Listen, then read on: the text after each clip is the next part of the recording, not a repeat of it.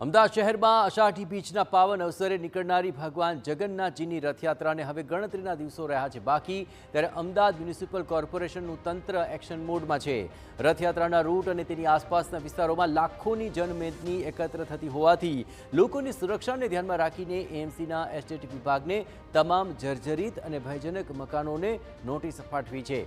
Rathyatra route પર આવતા 544 જર્જરિત મકાનોને નોટિસ આપવામાં આવી। ઉપરાંત જ્યાં જરૂર જણાય ત્યાં ભયજનક મકાનો અગાઉથી ઉતારી લેવામાં આવ્યા છે। રથયાત્રાના રૂટ પર કોઈ દુર્ઘટના ન ઘટે તે માટે અહીં ગ્રીન નેટથી મકાનના ભયજનક ભાગ ઢાંકી દેવામાં આવ્યા। રથયાત્રા વખતે ભયજનક મકાન કે દુકાન પાસે એએમસીના કર્મચારી પણ તૈનાત રહેશે, જેથી આવા સ્થળે કોઈ ભીડ એકત્ર ન થાય। ભયજનક મકાન પર કોઈ વ્યક્તિ ન જાય તે માટે પણ નજર રખાશે।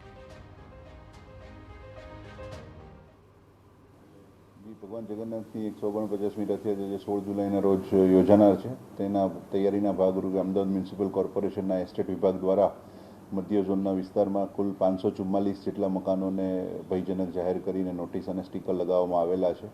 આ તમામ મકાનો ઉપર આપણે ટેક્સ વિભાગના એક સ્ટાફને પણ ડ્યુટી સોંપવામાં આવેલી છે, જેથી કરીને રથયાત્રાના દિવસે આ મકાનો ઉપર કોઈ એકત્રિત ન થાય અને કોઈ પણ અનિચ્છનીય બનાવ થતો આપણે અટકાવી શકાય।